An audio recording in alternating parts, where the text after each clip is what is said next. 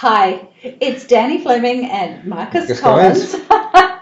of the MA Properties Online team, and we'd like to thank you for joining us this evening.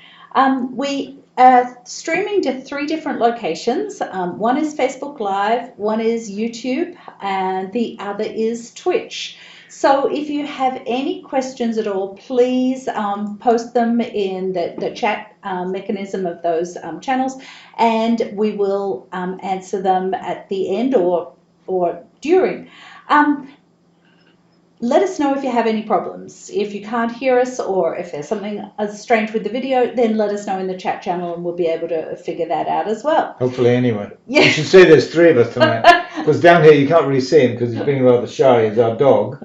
Shoot Canine Super Sleuth, so he's joined us, but I expect he'll wander off. Yes, hopefully he won't bark. He'll get bored pretty soon. And then but anyway, why are we doing this? We normally do run these seminars, or we normally run seminars once a month in person. And we find that people value the information, especially from the fact that we've got a data-driven approach to real estate. Now, with the COVID-19 challenges that we're all facing, even more so, information is key. So this is why we're running this evening. So this is the market update. It's the current real estate environment and predictions. We're the MA Properties Online team. And this is a photo of us all. There's 7 agents in the team and we've got 5 full-time support folks. So our agenda... Oh, hang on. I got to show you. There's the dog in the middle. There's the dog and there's the dog. But he's down there. He's down here now.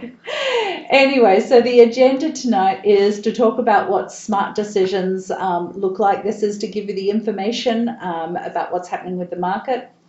What does selling and buying look like in 2020? Because we do anticipate that things are going to be different for the remainder of the year with the concerns that we're currently all living in. And what does virtual buying and virtual selling look like? So let's take it away to some stats. All right, so smart decisions, information-based approach. So what are the characteristics of the Arlington market? The way I like to do this is give you a sense of what we were saying in January. We did a review of 2019. We gave our predictions for 2020 in the January timeframe, of course. What it's important, I think, to go back to those, because whilst we're in a very strange situation at the moment, of course, when we come out of this June, July, August, it's likely that the similar market conditions and the similar predictions we made in the early part of the year will then start to take effect. So I thought it would be important to give you a sense of what's going on, what we were predicting early part of the year, and then delve into actually what we've seen over the last 2-3 months. Mm-hmm. So, characteristics of the local market. Here's the Arlington headline numbers, if you will. Average single-family or median single-family home price about $820,000. You can see that the graphs is a standard piece of I've seen a picture, but the shape of that graph is symptomatic of what we've seen in the Arlington market. We went into the last crash, if you will, in 2008. Almost nothing in Arlington in terms of prices, and it's risen steadily almost every year now since then. So from a high of 500,000 back in 2005, we've now got a median price of 821. So let's delve into a little bit of the details, and you can see some of the effect of the last recession as well as what we were perceived was going to happen in 2020 as well. This is the inventory numbers. They are a snapshot of how many homes are available to buy on the first of the month. So first of every month I go out and I get the numbers, how many homes are there available. Important to look that we saw a big drop in that 2012, 2013 timeframe. That drop is symptomatic of buyer confidence. Buyers putting the recession behind, the 2008 crash behind them, thinking, I now need to jump into the housing market. If you look at surrounding towns, Winchester, Lexington, Belmont, that drop in inventory came, and it was much steeper because there was almost no drop in inventory in 2012, but a big drop in 2013. So Arlington was ahead of, if you like, some of those other towns by about 12 months or so. So drop in inventory, buyer confidence. Now, if we fast forward to the end of 2018 and 2019, you can see that those inventory numbers were rising again. So, drop in inventory, buyer confidence, rising inventory, a lack of buyer confidence. And back in end of 18 and 19, that was caused by a perception that we would see an economic downturn in the 2020 timeframe. Clearly, there was already a lot of uncertainty in 2020 with the election coming up, but there was also this specter of an economic downturn, and sellers and buyers were reacting to that, and that's what you see in this graph here at the end of 18 and in 2019. In terms of the number of homes that were sold in Arlington over the last decade, it rose to a high in 2015, as it did in many towns, and then has been relatively static since then. Some other towns have seen the number of listings and number of sales decline as downsizers decided to age in place, to stay where they were. But in Arlington, we saw that number of home sales relatively static since that high in 2015 moving forward. We can see how strong the Arlington market is by looking at a ratio of the sale price to the list price. This is a key metric. Explain that if a house comes on the market for $800,000 and sells for $800,000, it's 100% sale price to list price ratio. Right, and so that's kind of what that ratio is, and it gives us another insight into buyer confidence.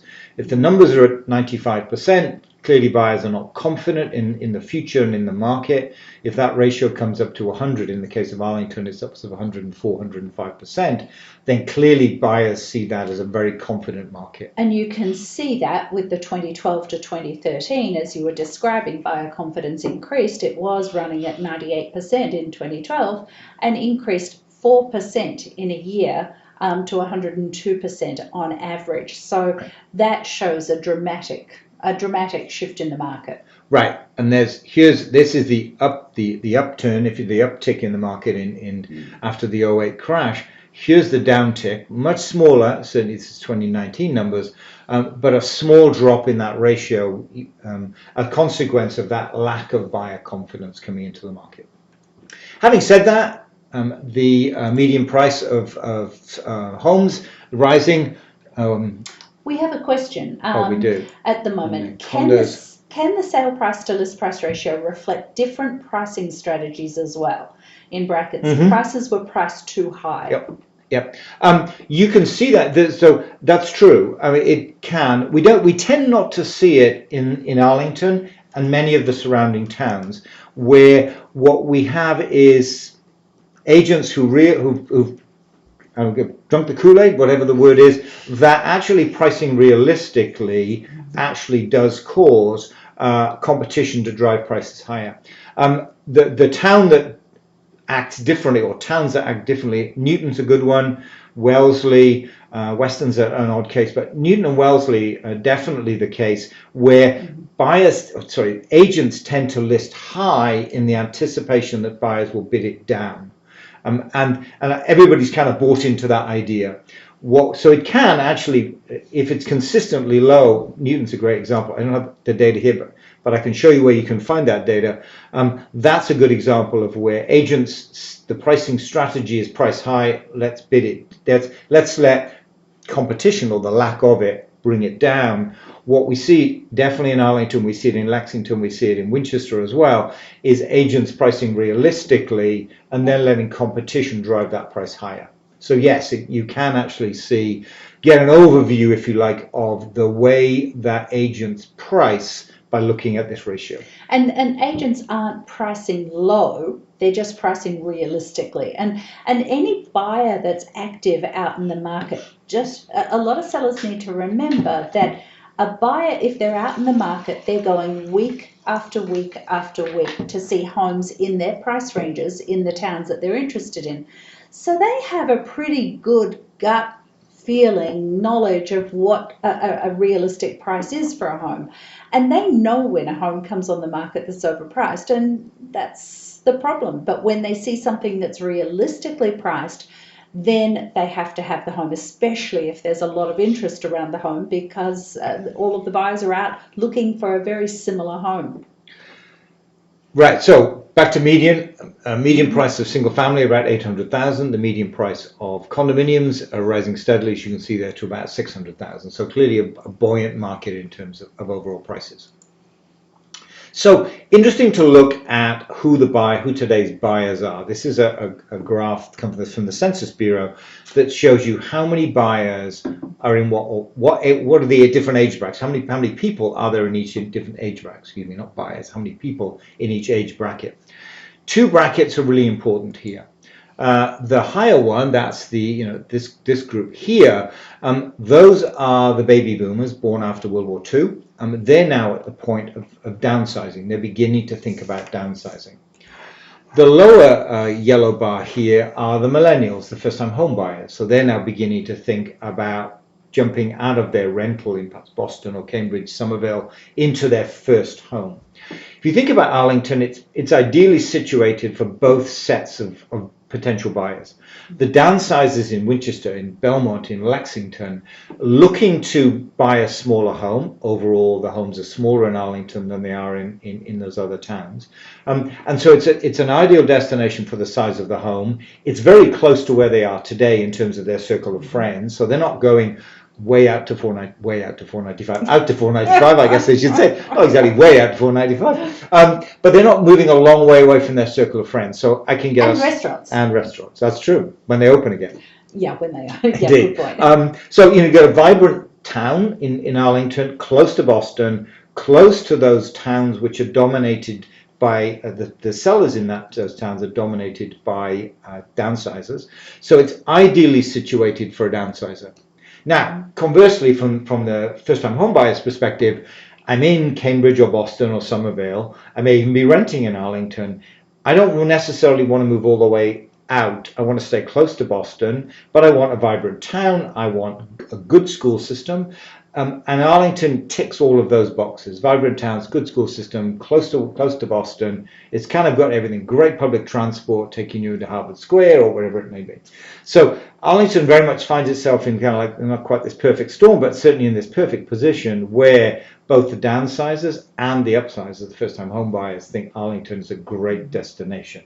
And so that's why we see such buoyant sale price to list price ratios in Arlington compared to, for example, Lexington, which would be at about 98%, Winchester about the same number, a much lower number there. Arlington's up around 104 previously, and even last year 102%. So that's who today's buyers are. This is what we were talking about in January, early February, maybe January probably. In February we're beginning to see what was... And the end of last year too. Yes, all of 2019. Knew that this was happening. All of 2019, and that really drove what we were predicting for 2020. January was really where we were continually talking about its uncertainty, the election, and everything coming along. And so the predictions were largely that previously in 2016 to 2018, sellers were finding it difficult to find their next home, which is why, for example, in Lexington, we've seen a relatively sharp decline in the number of homes selling. Hard to buy that next home.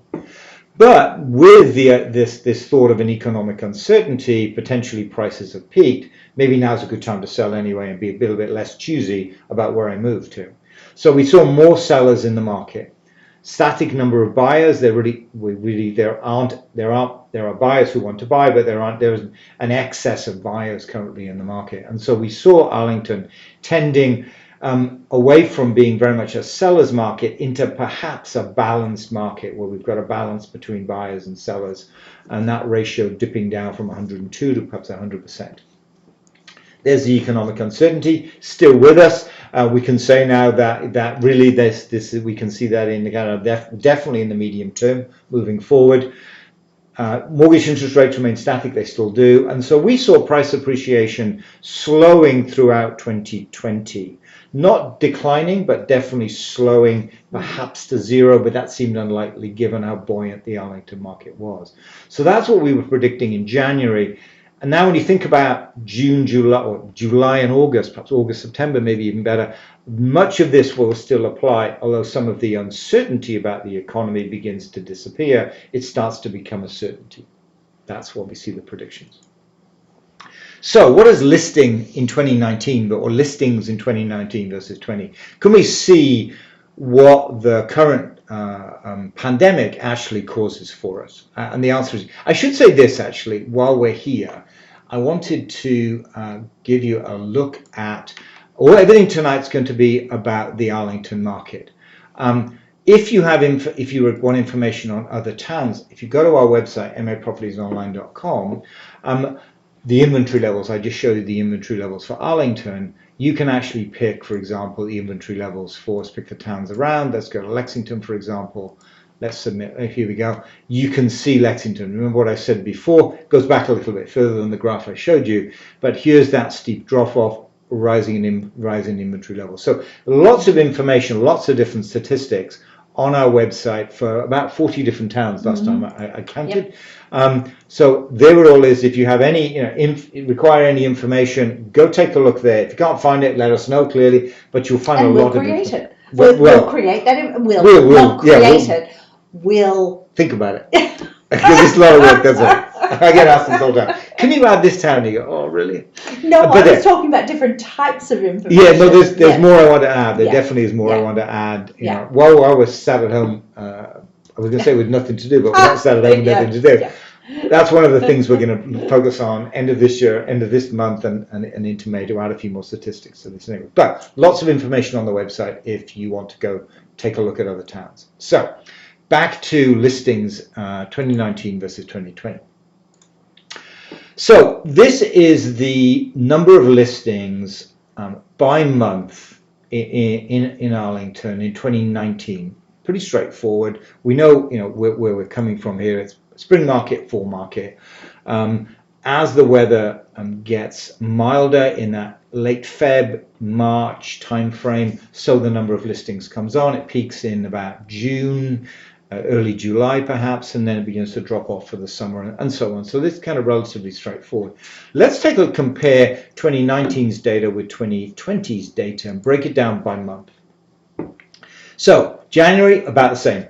Not much had happened. Sorry, the yellow orangey one is 2020 and the blue is 2019. Yeah. So January about the same, but here once February came along, you can see the beginnings of that mild winter. Guess what? We had a mild winter. Seemed like a long time ago, but it was very much a mild winter, and so a lot of homes coming on the market in February.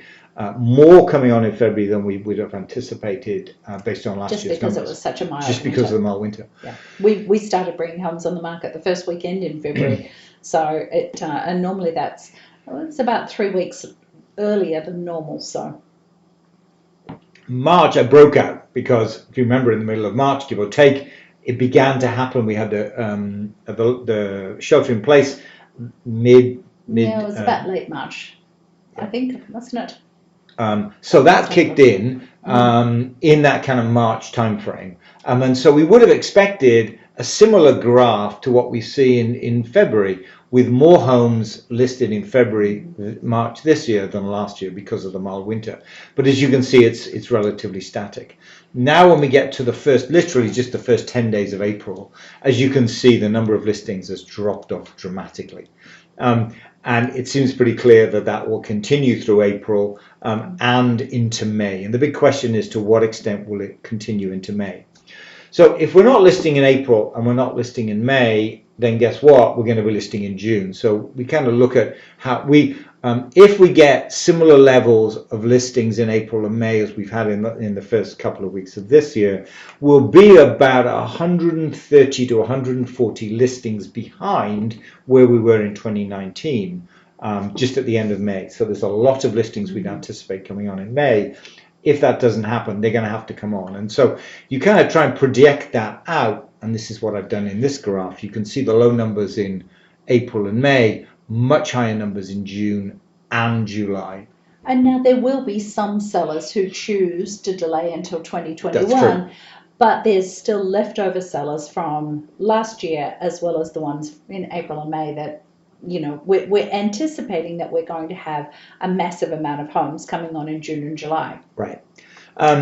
Interesting to think about. So that's the seller's perspective. Yes, some will delay because it just makes sense to do that. Now, from the buyer's perspective, of course, now they're beginning to think, if we're going into an economic downturn, will house prices be cheaper moving forward? So thinking about the difference between buyers and sellers, actually go back one actually, thinking about the difference in buyers and sellers, there's kind of a different thinking process here. So what we anticipate will happen is an excess of sellers versus buyers, and so we'll shift from what we've been predicted to be a balanced market into very much a buyer's market. That's what we predict. All of this really depends on what happens to the economy. That's the kind of key thing. And so if we look at the economy in terms of whether it will be a U-shaped or a V-shaped, that is, we'll be in this dip of the economy, how quickly will we come out? Will it come out relatively quickly, or will it bounce along the bottom and then come up? And you're talking about a U or V-shaped recession. Right, and there are lots of different. If I can just kind of scroll around here, and there's a very interesting graph that was shown. It'll be right at the bottom, I expect.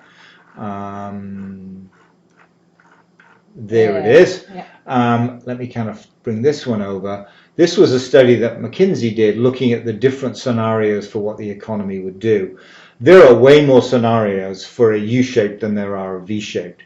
And essentially what has to happen is we have to get everything right for that V-shaped recession to happen. Clearly, we've not been very good at that so far. We're getting better at it, no question. But it's not clear to me that we're going to be able to just bounce right back out of this. If you think about the US economy, it's predominantly service-based versus manufacturing. Restaurants, for example, have been hit very hard. Much of the service industry has been hit very hard. And even though many of us are working from home, ourselves included, we've still got, based on last week's numbers, 16 plus million unemployed. I suspect that number will rise to 20 plus million when we get the numbers this week. And it's fair to say that many businesses will simply not survive depending on how long this downturn will happen.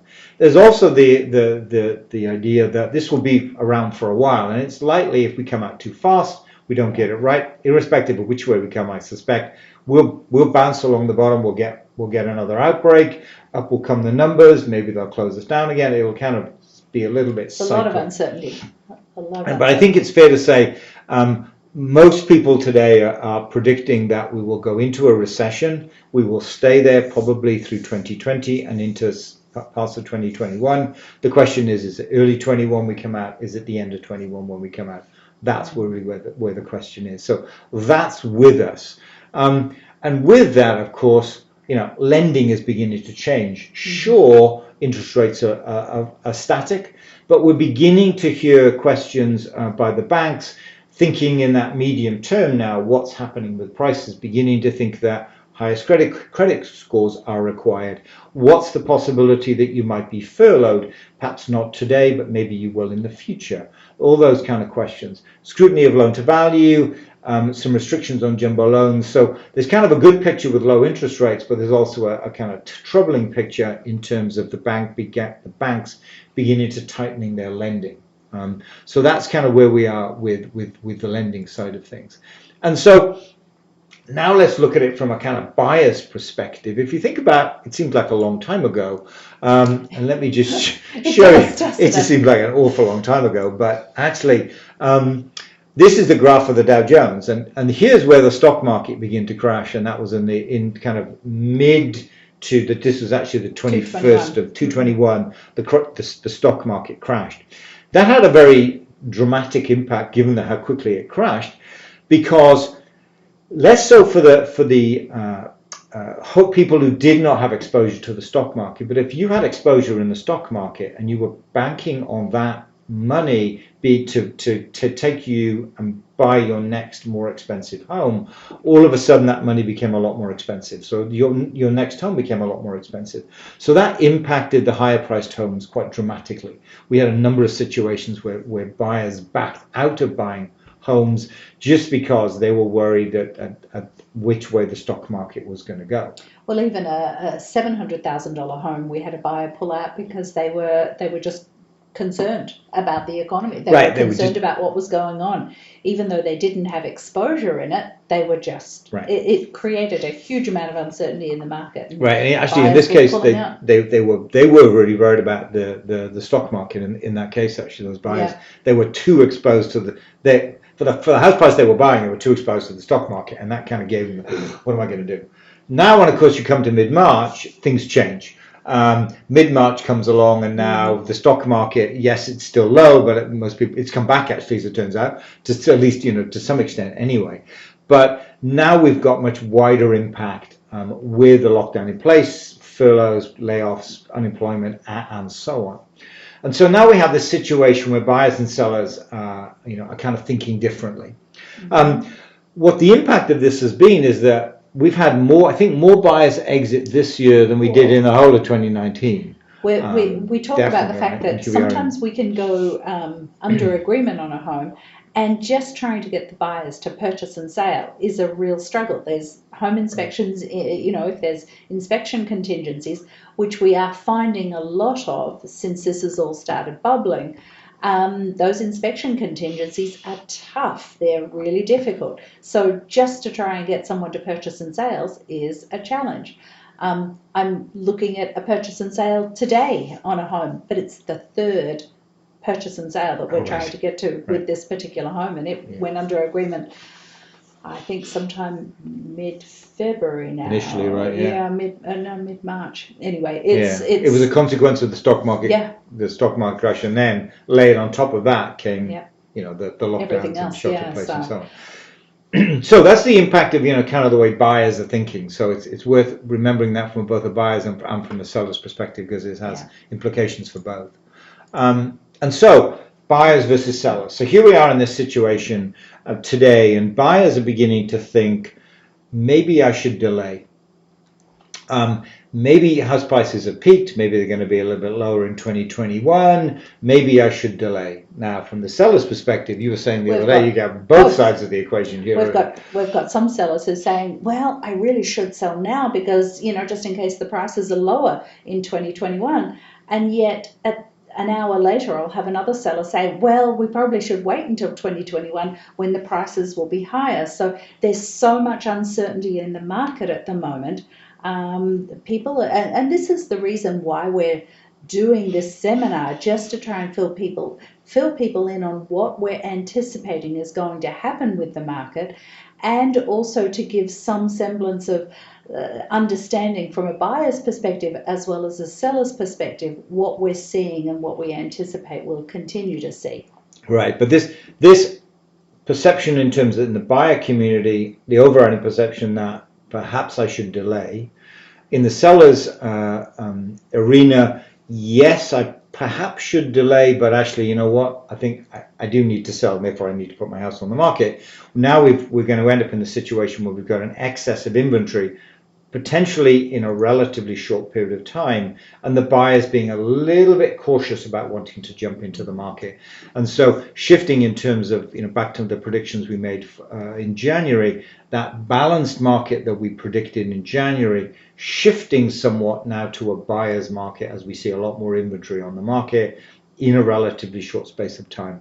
That's kind of where we see it changing, certainly over the next, excluding April and May, certainly in that kind of end of May timeframe, June, July, we'll see a lot of homes on the market and still some reluctance by the buyers to kind of jump into that market. So. And I've got a question here as well from someone who's saying, I've seen posts about a Lexington update that you did. How does that compare to Arlington? Yes, we actually did Lexington. We covered the stats for Lexington last night.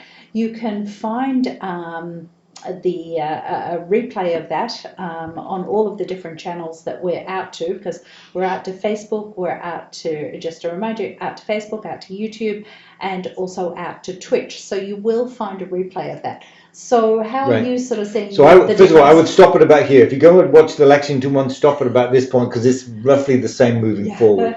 How would I see? So the predictions for Lexington in terms of in January of this year was that it would be shifting towards balance towards sellers market. We have a lot of an excess of sellers in the market.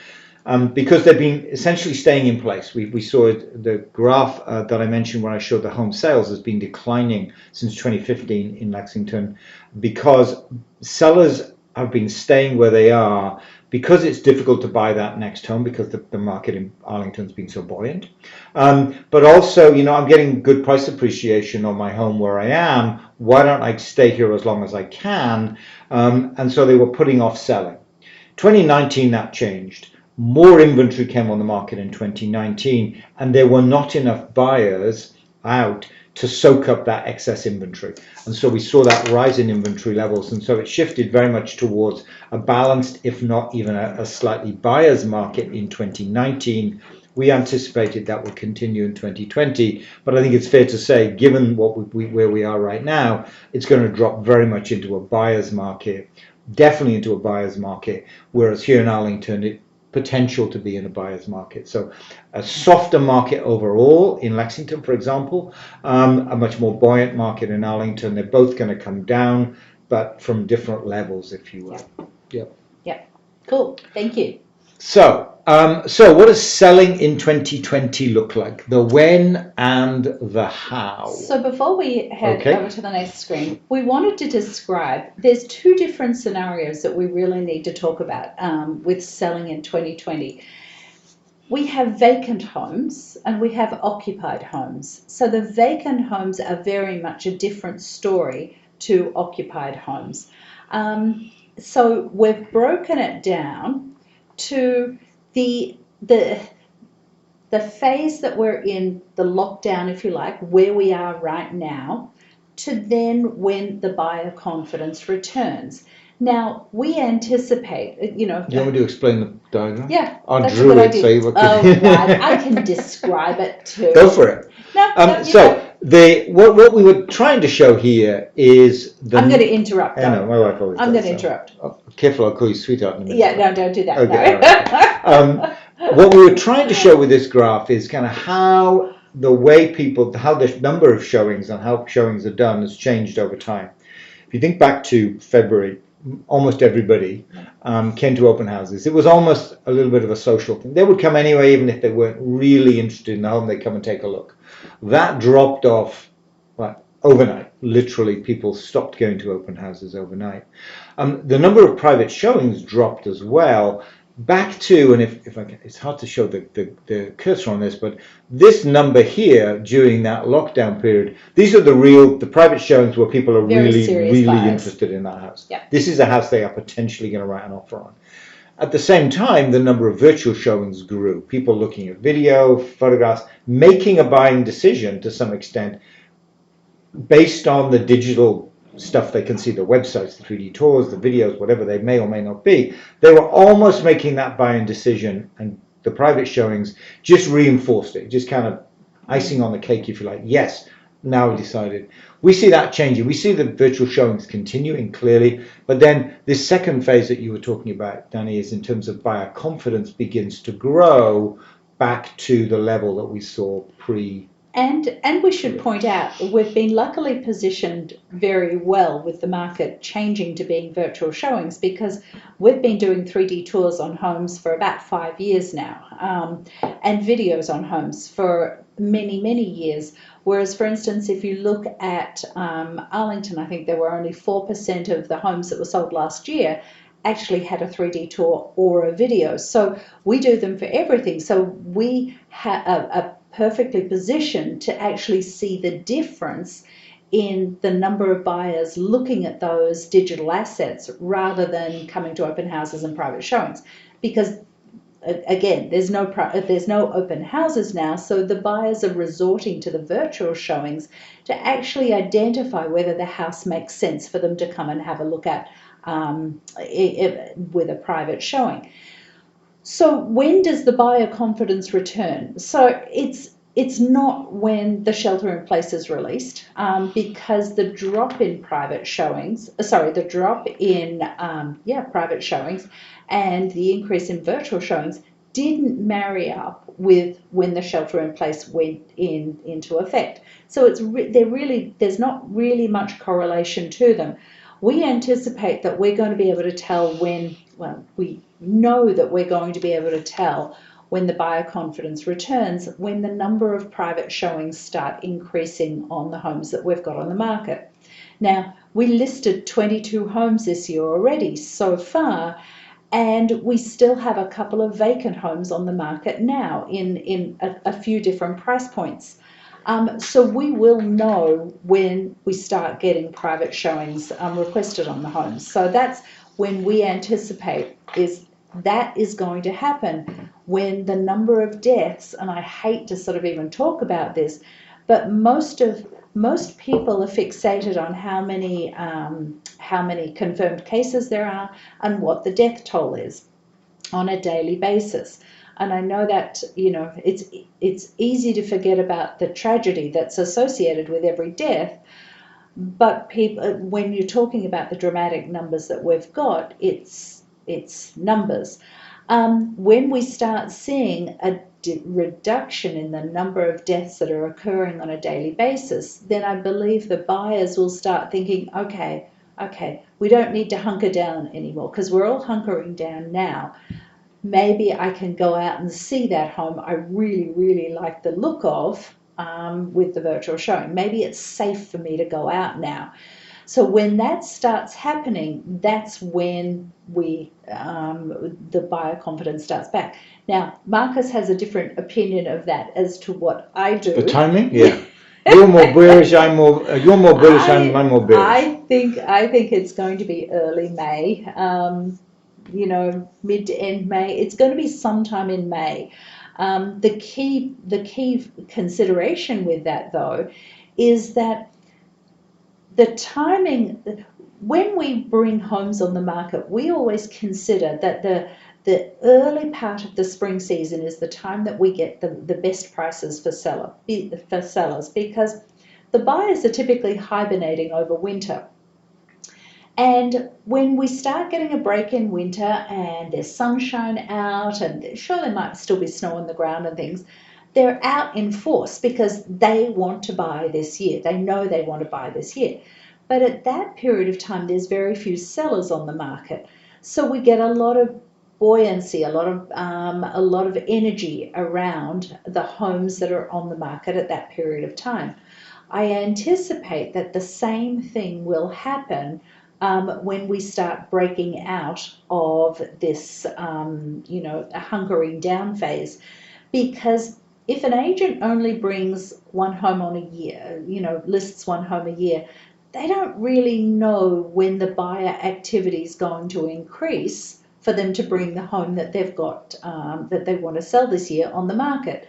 But because we've still got a couple of vacant homes on the market now, we'll know when it starts shifting just by empirical data.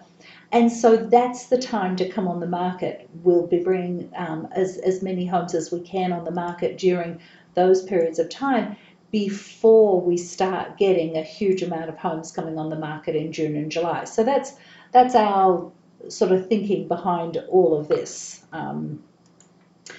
So on to the next one. All right. All right, you drive. So how are we going to do this? And how is really talking, how are the sellers impacted by the COVID-19 challenges? So when I was describing before that we have vacant homes and occupied homes, and they have different considerations, different things at play.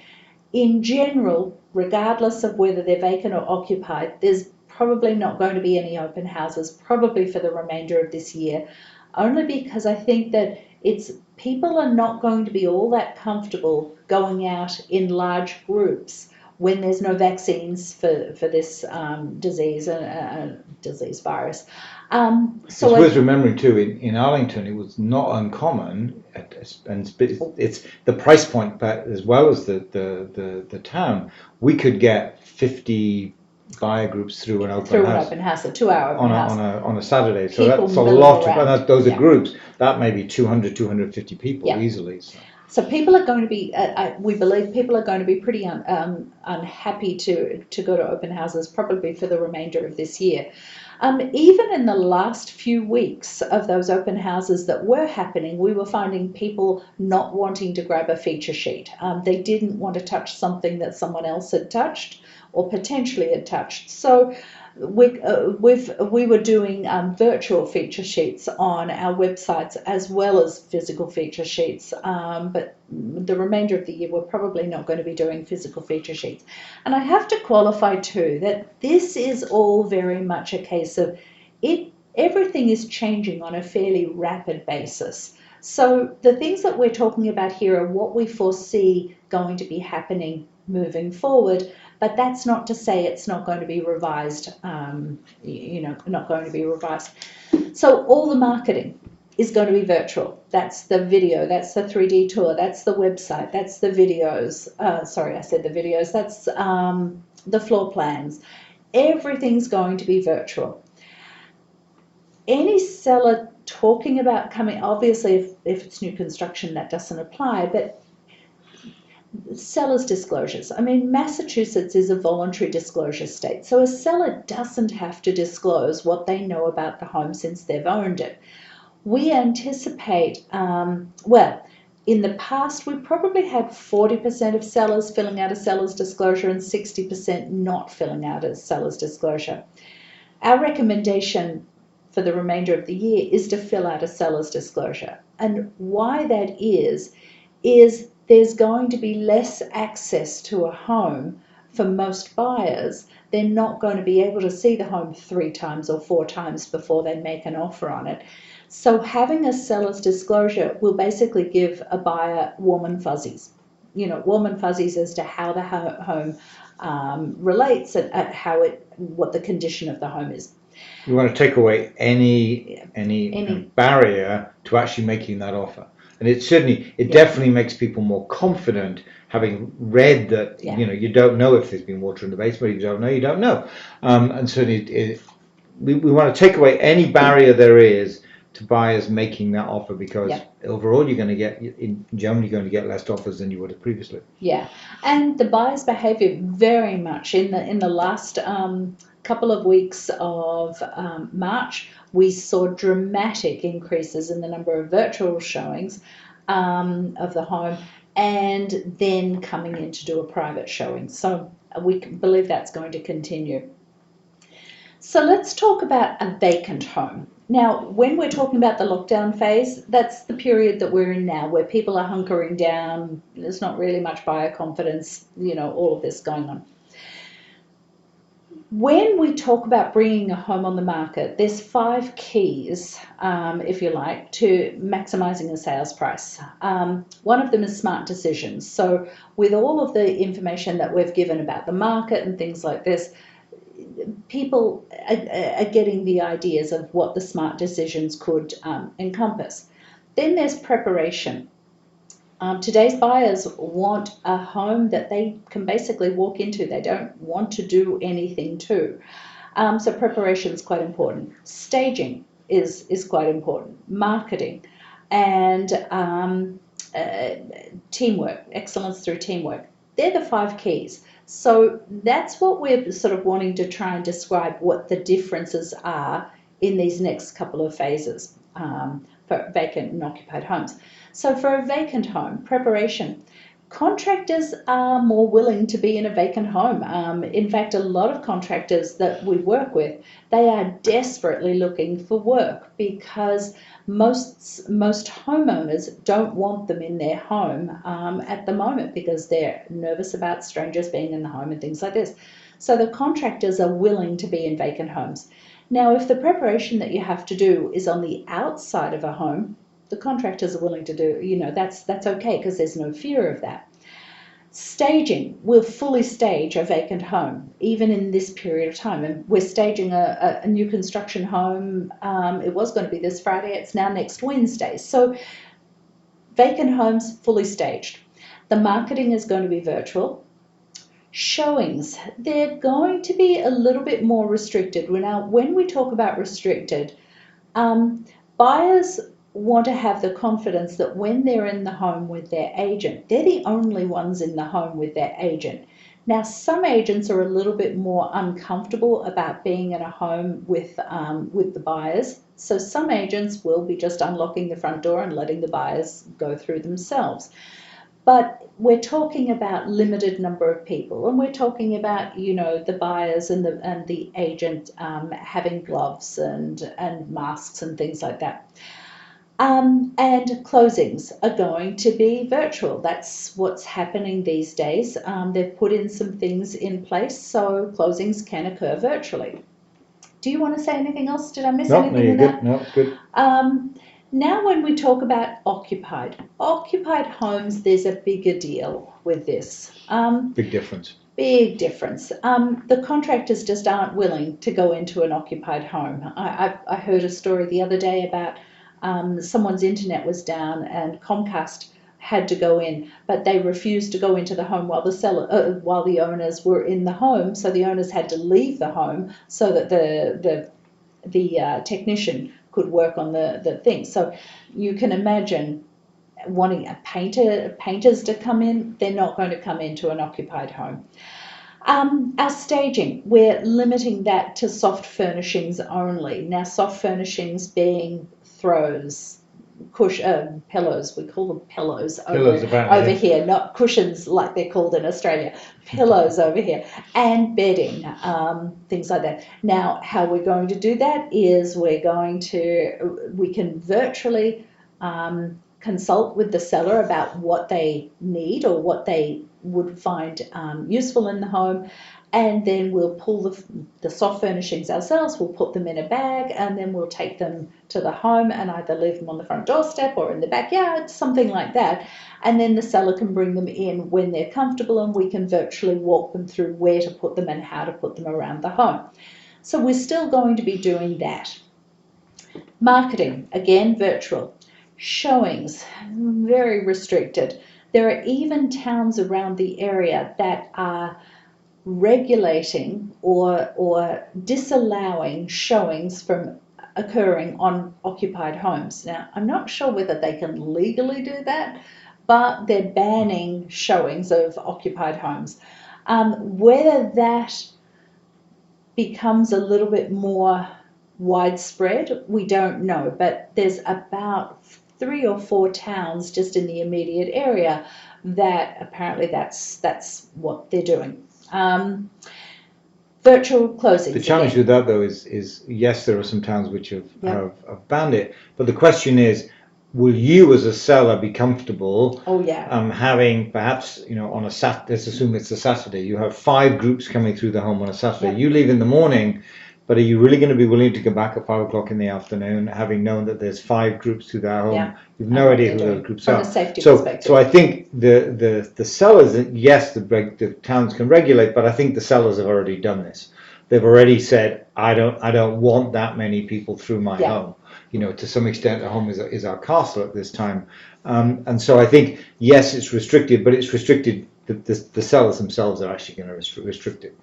And I think what we're experiencing and what we've had happen in a number of homes and is going to be happening in a number of homes that are occupied is the sellers have second homes, or the sellers have a home of a friend that friend is in their second home, so they can use their home.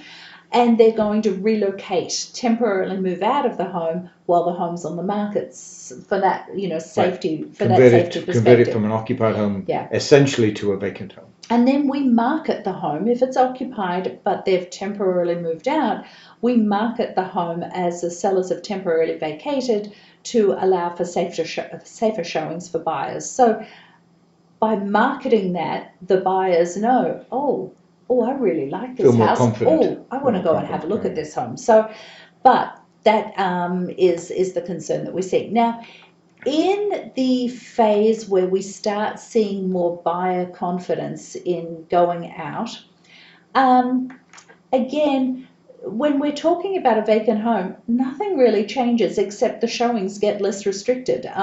You know, it might be that, and all of this is progressive. I have to say this is progressive because let's say this all happens beginning of May or middle of May, and we agree with the middle of May. Let's say this happens the middle of May. Well, the day after that happens, the buyers may not be all that comfortable with being in a house, even if it's vacant, with another buyer group through there. But if we're talking about November and looking at homes in November, I bet at that point in time, the buyers are going to be quite comfortable with doing that. There's not going to be a concern. So this is a progressive change, we believe. So now we get to the occupied homes when the buyer confidence returns. Again, that progressive. This is a progressive one, isn't it? This is the progressive. Contractors may not be as willing to go in immediately that things sort of start easing, but as time goes by, they will get more and more comfortable doing that. So that one really depends. Again, if it's exterior work, they'll be fine with that. If it's interior work and the seller is going off to work each day, then they're probably going to be comfortable as doing that. We'll get back to your question in a sec. Thank you for that. Staging, we'll be progressively willing to fully stage as well. When we talk about progressively willing to stage, there's a whole lot involved with staging an occupied home. Oftentimes we'll take in, if a seller doesn't have a coffee table or doesn't have bedside tables or doesn't have a dining table, things like that, we'll be bringing in big pieces of furniture. Now, there's movers involved with that, there's stagers involved with that, there's furniture coming into the home, and they talk about this virus potentially being viable on hard surfaces for 3 days. One of the components that we're talking about now is if someone wants us to fully stage their home, we need the sellers to have moved out and have no one in the home for 3 days, so that when we're going in and moving different things around of the seller's belongings, we're not exposing the stagers and the movers to any safety concern, as well as the seller being exposed to that as well. We'll go into what we believe we're doing for that just shortly. Marketing doesn't change, still virtual. Showings will progressively get less restricted. Again, the buyer confidence, once we're sort of further along that buyer confidence uptick, the buyers will be a lot more comfortable going into an occupied home. At the moment, we've seen a dramatic reduction in the number of buyers wanting to see an occupied home versus a vacant home. So there's, part of this is how you've got to talk about ratios. Because the more buyers you can get into a home, the higher the price you're going to get. Because if you're talking about let's just pick a number. Let's say 10% of the buyers who walk into a home will fall in love with your home. If we're only getting 10 buyers, then maybe that's one buyer that might fall in love with your home. If we've gotten 100 buyers through the home, then right there you've got 10 buyers. So it's all about numbers. The more buyers we can get into the home, the higher the price will potentially go. So as the showings get, it's more important to get the buyers in the door. And if that means the sellers need to move out for the period of time that the home's on the market, let's say a home comes on the market on the Thursday and we review offers on a Monday, if the seller's not there, we'll get more showings on the home. So, there is that component. Did you want to talk? No, I didn't miss anything? No, you didn't. You rambled nicely there, dear. Okay. So we put together again this description that really describes the lockdown versus the buyer confidence return. Right, just to reiterate those two periods and that kind of, what I put as a dotted line in the middle clearly is not a dotted line. It's a kind of period of time where that buyer confidence returns. Yeah. That's how that kind of plays out. And so now we get into There's a summary of it now, which is the summary of that's what, kind of a good opportunity to answer that Yes, question. I Actually, think while that's- people can look at the summary, yeah. then you can answer the question. So just the top two cells in the lockdown phase, both on a vacant home versus an occupied home, and you can see that that's quite different, quite dramatically different in a positive fashion for a vacant home. And a vacant home we're considering as an occupied home where the sellers have moved out for the period of time as well. And then the buyer confidence returns. So we've had a question about how we're handling smokes as a buyer's agent, as a seller's agent. So most of the towns around the area, they're preventing their fire departments from going in and doing smoke inspections, because one of the things that you require at closing is a smoke certificate, and that smoke certificate is only typically valid for 60 days. So one of the processes that we have in place in a normal closing scenario is that the seller gets the fire department in, or we organise it for the sellers on the seller's behalf. But the seller has a smoke certificate generated by the fire department, and that's provided at closing. Because of the scenario that we're in today, where the fire department can't go in, it's now up to the buyers.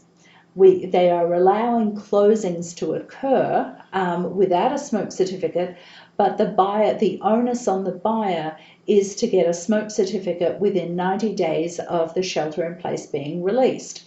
Now, it's still the seller's responsibility for the costs of getting the home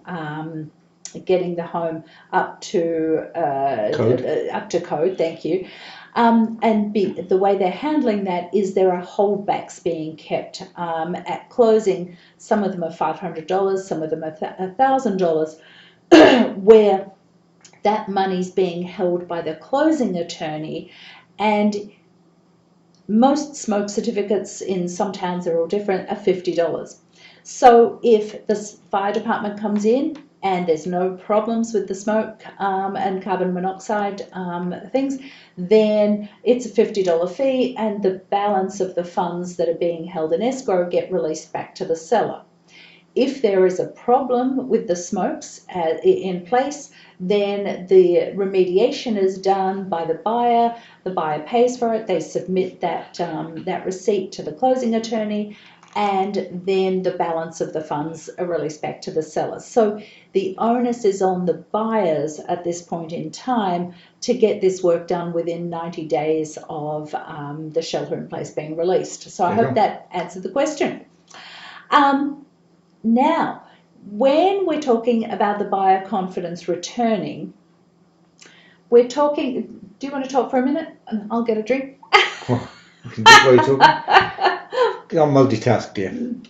So, buyer confidence returns. I mean, that period, early May, I think mid-May, mid to end of May, that's kind of what we're going to see is that increasing number of homes coming on the market. Back to the projection I showed previously, in that end of May, perhaps June timeframe, we're going to see a lot more homes coming on the market.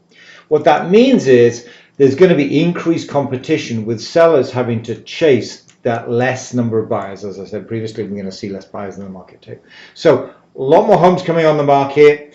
They're going to be chasing a fewer number of buyers. The question is, how do you as a potential seller make your house shine, given that there's now lots of competition? Not a situation that many sellers find themselves in.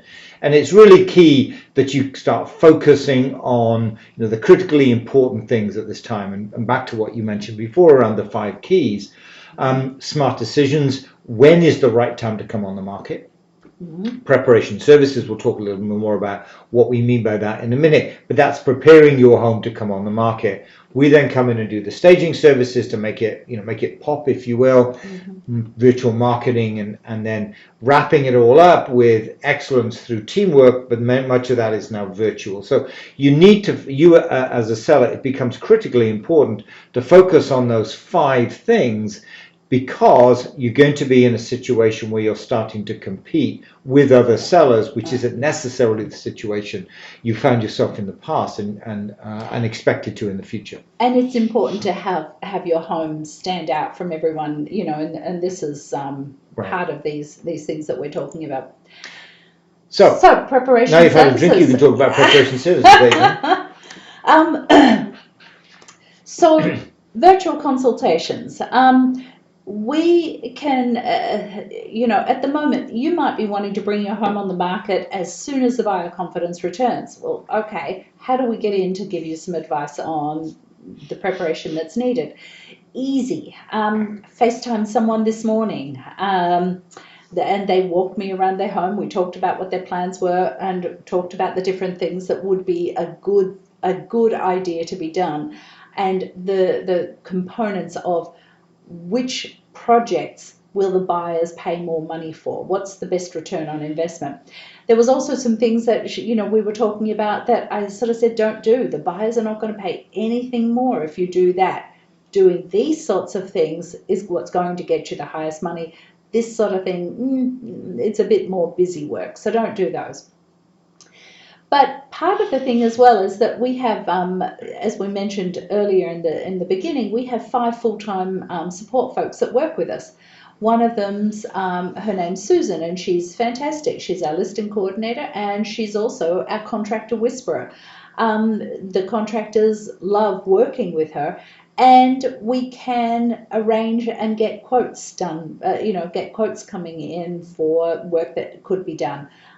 She helps coordinate with the contractors, and she can help oversee the project in conjunction with the seller. Now, obviously, the physical involvement on site is going to be eased. It's going to increase as time goes by, because obviously she can't, you know, actually she was telling us today that we were asking about a home where we have a contractor in, it's a vacant home, and we were saying, how's it going there? And she said, that's great. I FaceTimed with the contractor, and he walked me around the home. He had questions about this, he had questions about this, and she was just doing it FaceTime. So it can all still be done virtually. Here's an example. We're only going to have a couple of examples on this because, as we mentioned earlier, this isn't our typical sellers or buyers seminar. This is just the things that make a difference in today's market, the things that you should focus on. So the seminar is quite different to what we normally do. But here's a home where we had wallpaper on the walls, and we went in and took up the wallpaper and painted it. It makes a huge difference to the buyers, because remember, you've got to wow those buyers. Here's an example of a home. This home had been on the market previously with another agent, and it had been on for 3 months, didn't sell. The sellers got us in. We got them to paint the kitchen and paint one of the bathrooms, just the cabinets in the bathrooms. And we had competing offers for the home, and it sold for way over the asking price. So there are things that will give a seller a whole lot more money. I'm saying that badly. The buyers, it makes the demand from the buyers increase. I'm getting tongue-tied. Okay, here's another one that most people don't actually understand or don't realize, that the older tiles that you'll find in a bathroom, you know, you'll find your dark green tiles, your blue tiles, your orange tiles, sometimes with a black strip at the top, that dates a home. Well, it's easy. Those tiles can be painted, and you can see in the after, nothing else was done to that particular bathroom except paint was put on the tiles and the wallpaper was painted. So it makes what happens when the buyers walk into that home and that bathroom. Before the buyers are walking in and think, oh, I've got to spend money, I've got to renovate the bathroom, I don't have the money, etc., and it turns them off. Whereas when they walk into the after, where it's fresh and it's clean, that's the key thing. It's fresh and it's clean. They think, oh, well, okay, I can live with this and just plan to do some renovations in a couple of years' time. So that frees them to make an offer on the home. Now, staging services. Again, virtual consultations can be done. We did one yesterday with a client who's planning on coming on the market soon. So they were walking us around the home and talking about the different things that would be good for this to be moved or what we could bring in. So that can all be done virtually. And as I mentioned before, in the phase that we are in now, where we're bringing in soft furnishings, we'll walk around the home with you with those soft furnishings, you with the soft furnishings in your hand, and us telling you where to put them and how to put them and all of that. Even I could be a stager. You could be a stager doing that, but be a putter as opposed to a decider. No, it's the seller that does that, not you. Thought I got an upgrade to be a stager. So depersonalize and declutter. These are things that can be done right now.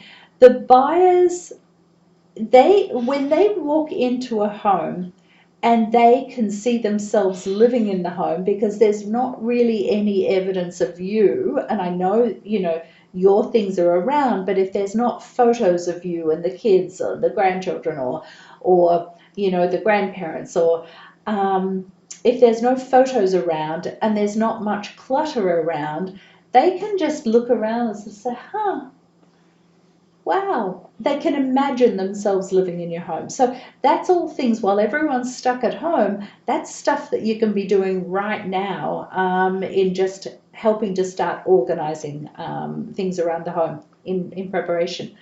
But the staging, we have a full-time staging coordinator. She's one of our full-time folks on the team. And we have part-time stagers, and we even have our own moving trucks. So, we do this on a very, very regular basis. The staging furniture and the accessories are based on the particular needs of the home, and we'll be progressively lifting the restrictions on staging occupied homes. Because as I mentioned before, we have movers, we have the staging team and the agents. When we're moving your furniture or being in an occupied home, we have to consider not only your safety, but our support folks' safety. And as I mentioned before, a lot of sellers are moving into a second home and allowing their current home to be a vacant. And that makes it so much easier and so much more activity on the home with the showing activity, which is really important. Here's an example. And we have these for vacant homes, we have these for occupied homes where we're not staging the home, and we're having these done for staging, for occupied homes where the seller is still considering being in the home. As I mentioned before, these are changing on a fairly rapid basis, but here's our scenario that we anticipate is going to be happening for occupied homes, where we'd be asking the seller to move out on the Thursday, and then we'll come in and stage on the Monday. That's because, we've got, as I mentioned, we've got to protect all of the people that will be in your home as well as you. And then on the Thursday, we come on the market. The Monday, we review offers. And then if there's no inspection contingency, we'll be looking at, say, a Friday purchase and sale. If there is an inspection contingency, we'd be looking at a purchase and sale the following week. Why is that important? Because if we've got our furniture and things like this in your home, when do we take it out? We can't leave it in there until the day you move out, which might be the day of closing, because we've got to get our things out as well. So if it's an occupied home, what we're looking at the moment is the seller being out of the home from the time that they move out prior to staging until the day after purchase and sale. And this is where we needed to put this in a graphical form so that it would be easy for people to identify. Or understand what that duration is. It's a really complex picture. As I say, it changes not all the time, but it's going to change. The key thing is going to change more as we reach into that buyer confidence returns phase. Yeah. So we'll be able to lift many of these restrictions. But what we wanted to do was give you a sense of whatever the situation, we have a plan. Yeah. Be it occupied or unoccupied. Yeah. So that was the reason we wanted to put this in, not to go through the details, but give you a sense of actually we have a plan no matter what the situation is. So then here's some staging photos. The first photo here with no furniture on it, that was a home that was on the market with another agent. It didn't sell. It was on the market for 3 months. We came in and we staged the home, and we had competing offers on the home. So that was pretty powerful. Here's just one, and I think this is the last photo here. This is the power of staging. So this home, the sellers had tried selling it as a for sale by owner for several months. Then they had another agent list the home, and it was on the market for about a year with the other agent. And then when that contract expired, they again tried as a for sale by owner. And then after a period of time, they contacted us and we came in and staged the home. Now, if you just look here, you've got a series of 3 rooms. Here you've got a living room. Then you've got a dining room. You can see the light fixture there. This is definitely the dining room.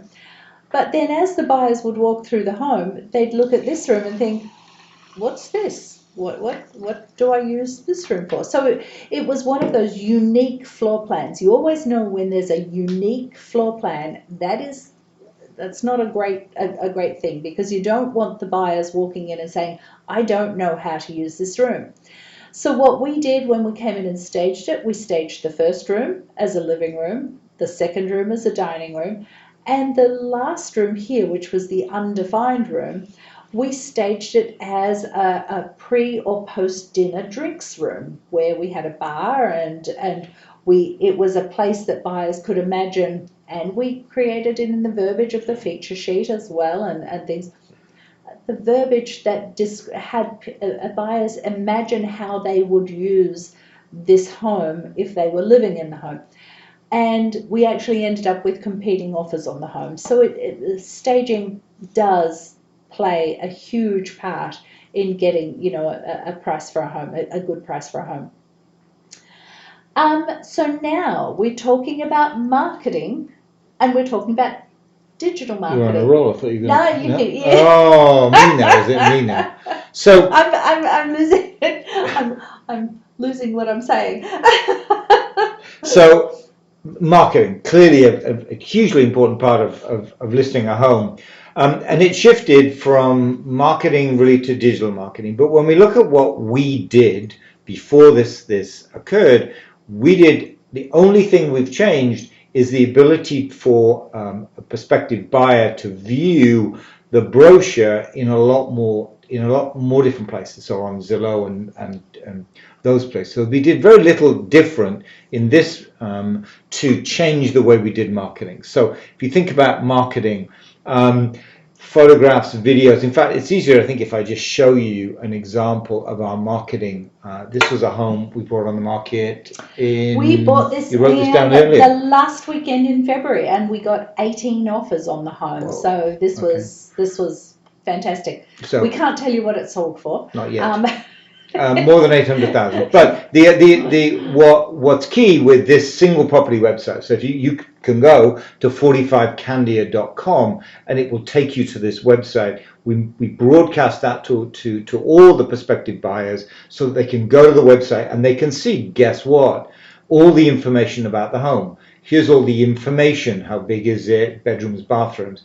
But then we have a narrative that walks you through the home, as well as photographs that show you the home. Here's the outside, here's the family room, and so on. So what we're trying to do here is get the buyers to imagine they are in the home. Mm-hmm. Here's a description of the room, and then you can go through and look at the different photographs of the room. So all the photographs, all the narrative, again, trying to get them, kind of into that home, if you like, without them physically being in the home. The other thing that we do is we always do a 3D tour. Let me fire We've this. been doing them for about 5 years now. A long time, these things, Yeah. yes. We have our own equipment, so. Let me blow that up to full screen. And what this allows a prospective buyer to do is be in the home virtually, not physically clearly, but virtually in the home. They can look around. Okay, that was the family room. They could go upstairs if they wanted to. Here we can go actually into the kitchen. It must have been a sunny day. But the buyer can walk around the home.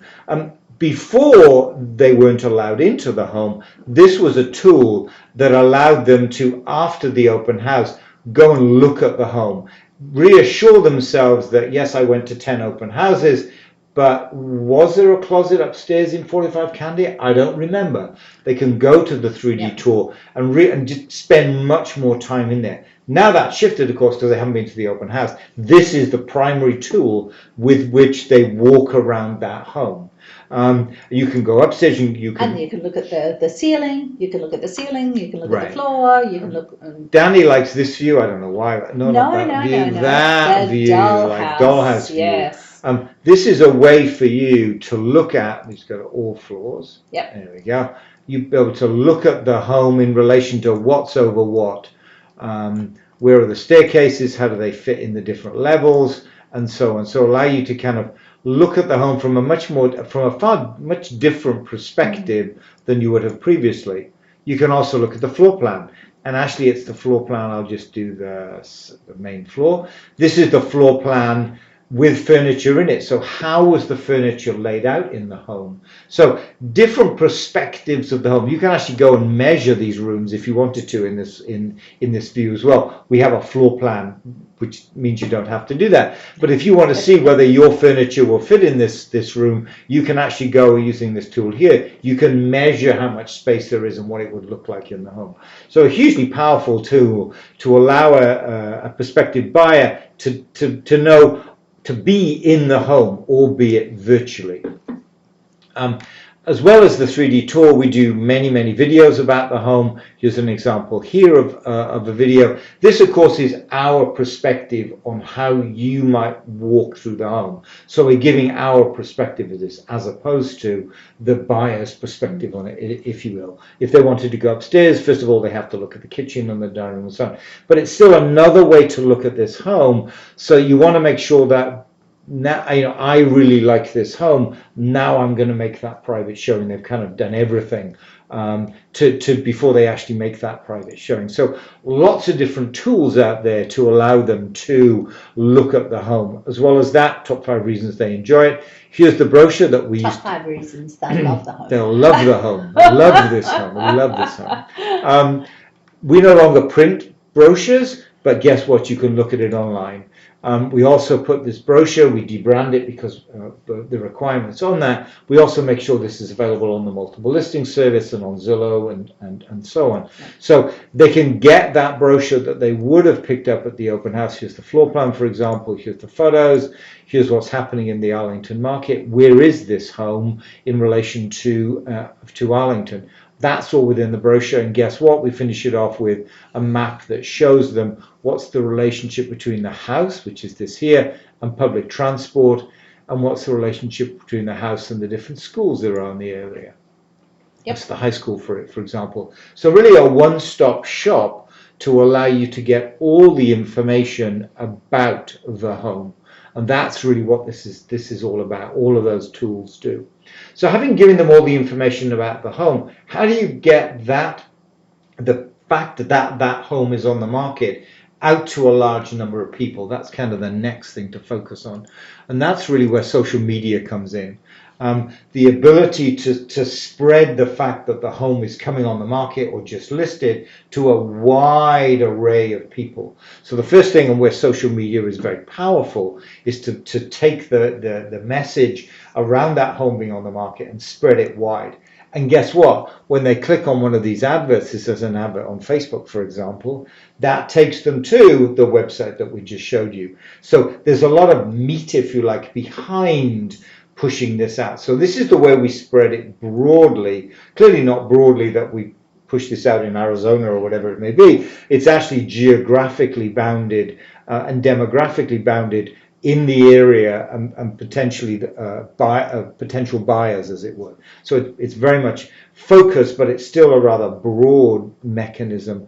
And then having gone broad, clearly now we want to go deep, targeted, narrow in terms of who we're telling. So in the past, everybody who came to an open house, we kept those attendees in the database. So we know who came to a home in January. And we know what price point that they came to. Right, what price point, what town. So guess what? If we know in January or February somebody came to a house that was in Arlington priced at 800,000, just like Candia, then guess what? We're going to be telling that person that another home that you may be interested in has just come on the market. And we'll do that for coming soon, just listed any price suggestions and so on. So we've gone broad with social media, then we've got narrow with a very targeted email campaign, making sure that everybody, the maximum number of people, can actually see that your home is on the market. So that's really where all that marketing fits together.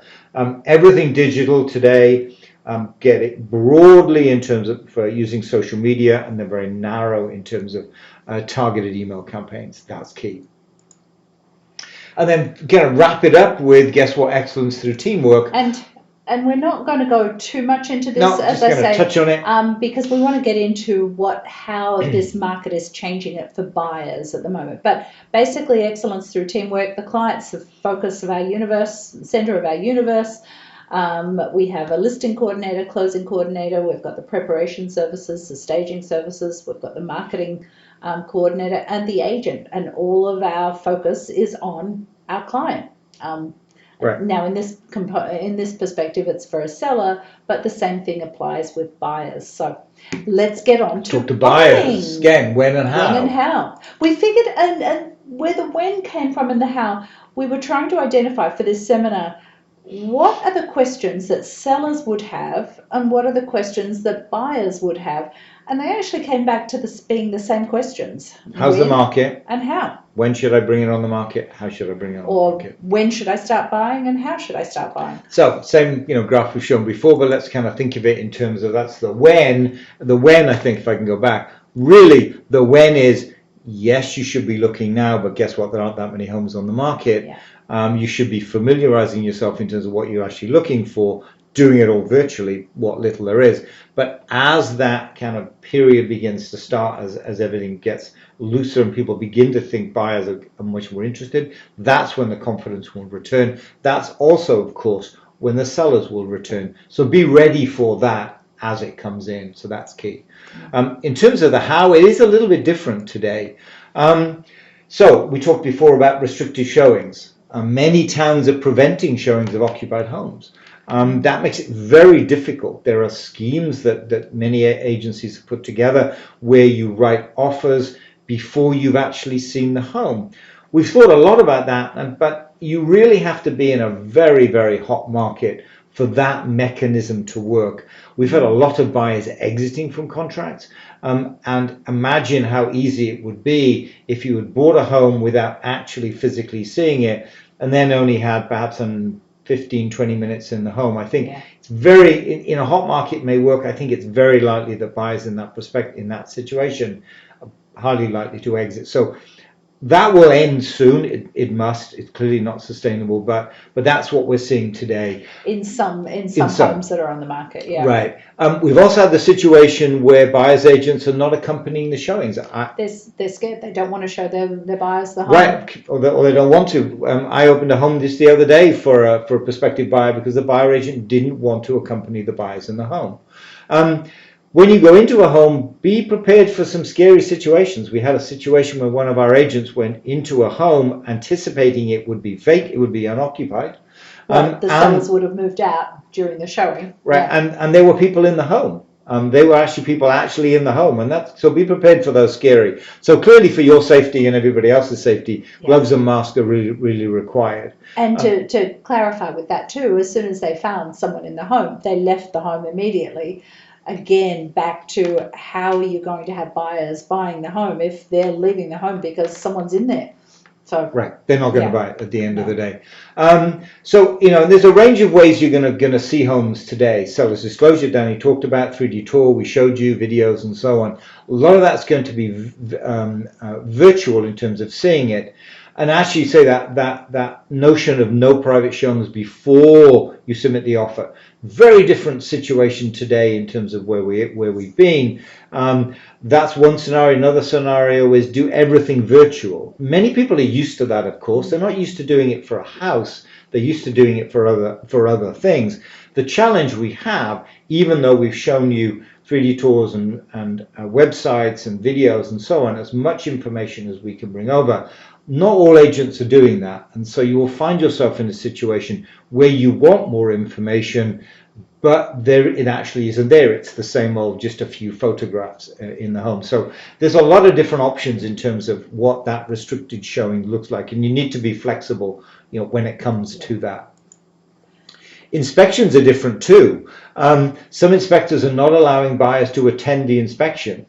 That can be a bit of a challenge because all you're going to get is photos and perhaps maybe a video. Most of the time you'll get photos and a phone consultation.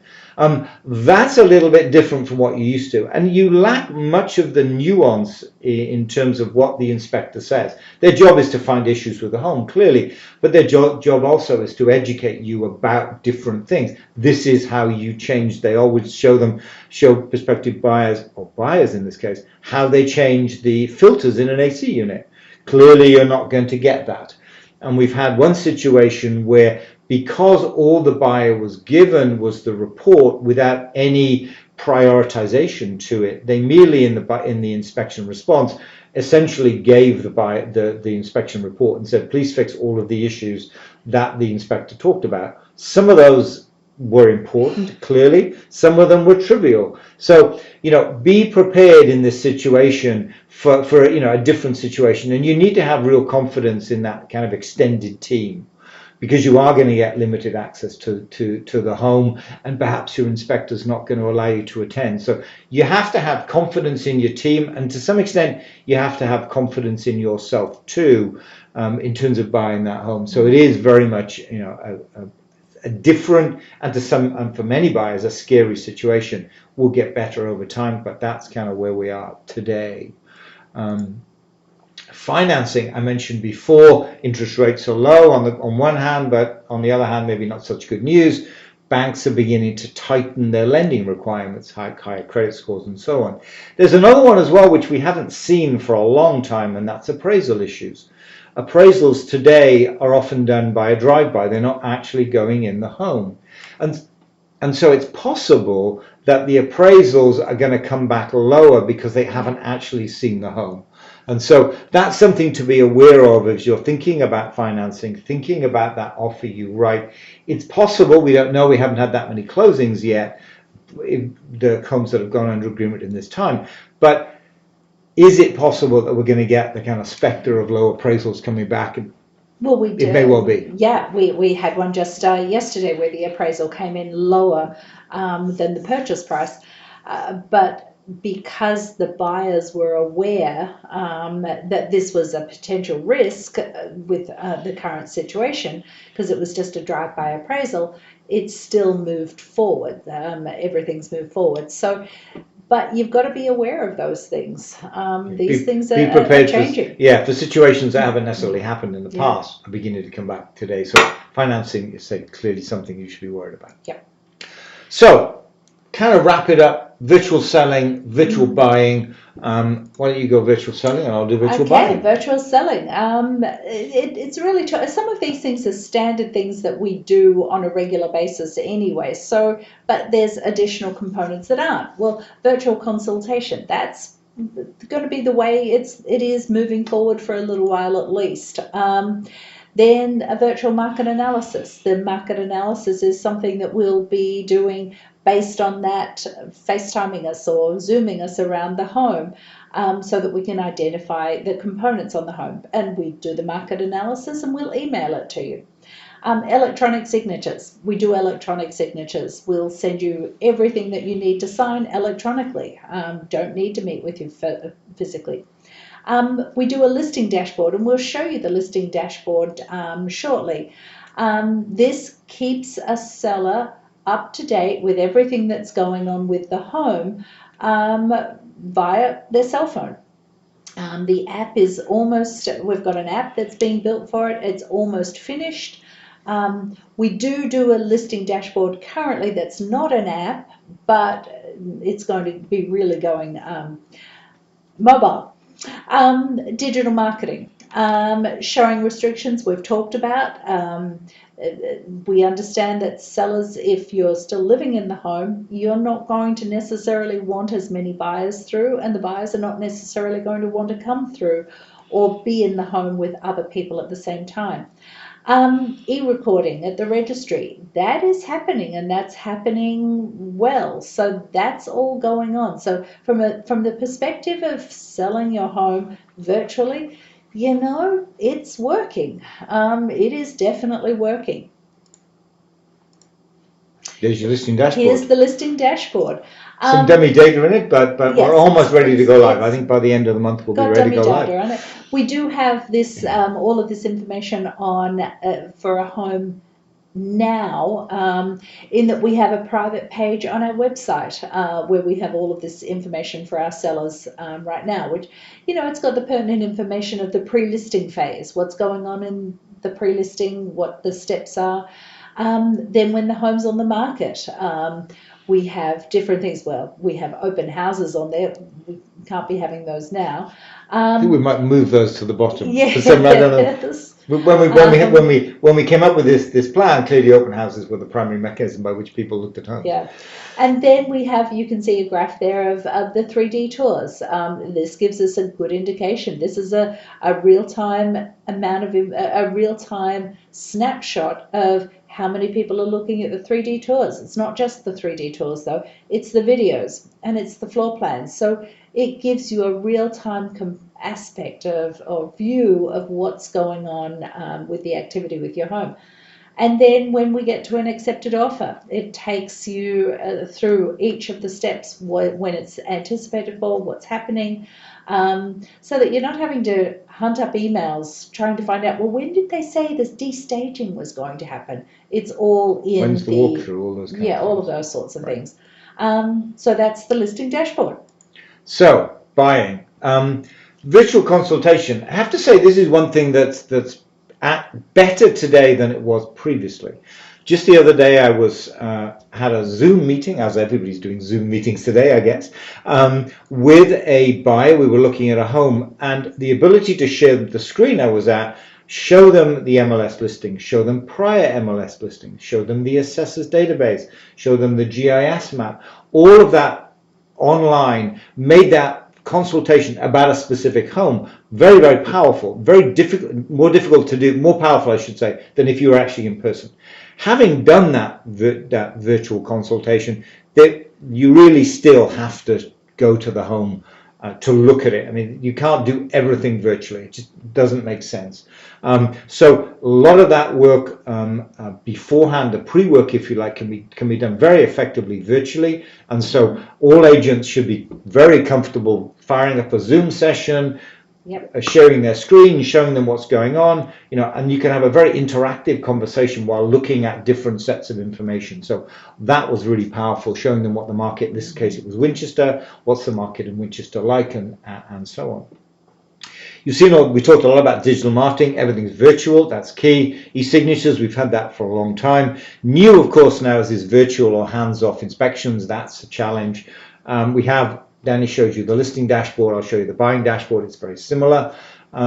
We talked a lot about showing restrictions and any recording at the registry. That one, the showing restrictions is house dependent. It depends. It's house dependent, and agent dependent, and agent and agency dependent, time period, and they depend on a whole raft. There's a whole lot of things. Yes. Our buying dashboard looks very similar to the listing dashboard, the accepted offer phase of the listing dashboard. Everything about the home. So a one-stop shop. The idea here is to keep everything virtual. So you want to know what's going on. You pick up your cell phone. You just take a look. All right, where am I? When is the walkthrough? Yes, it's now been scheduled. When is the smoke scheduled, and so on. When they are rescheduled, and so on. So again, trying to give the prospective seller, and in this case the buyer, all that information about the home at their fingertips, because that's the way we're doing things nowadays. Everything has to be virtual. So this will be really powerful when we go live with it in hopefully the end of the month. So there you go. So if you've got any questions, post them now. But this is this. So we have our philosophy is that we need to provide as much information, education. It's education, not selling. Because if you're an educated seller or buyer, you've got a lot more comfort, you're a lot more comfortable in the process, and that's the key thing. Because if you're comfortable with the process, then there's less stress, and it becomes an enjoyable even in these worrying times. Yeah, so this is where we need to give you this information, and this is what we're seeing is happening in the market, and also from a buying or selling perspective. So on that, there's no more questions. So thank you so much for joining us. We really appreciate this. We are going to be doing another one in May. Early May. We're going to do it early May this time. Yes. Yeah. So do it early. Keep. If you've got more questions or anything like this, we'll be able to fill you in on what's going on with the market in the next few weeks. Okay. All right. Thank you. Bye. Bye.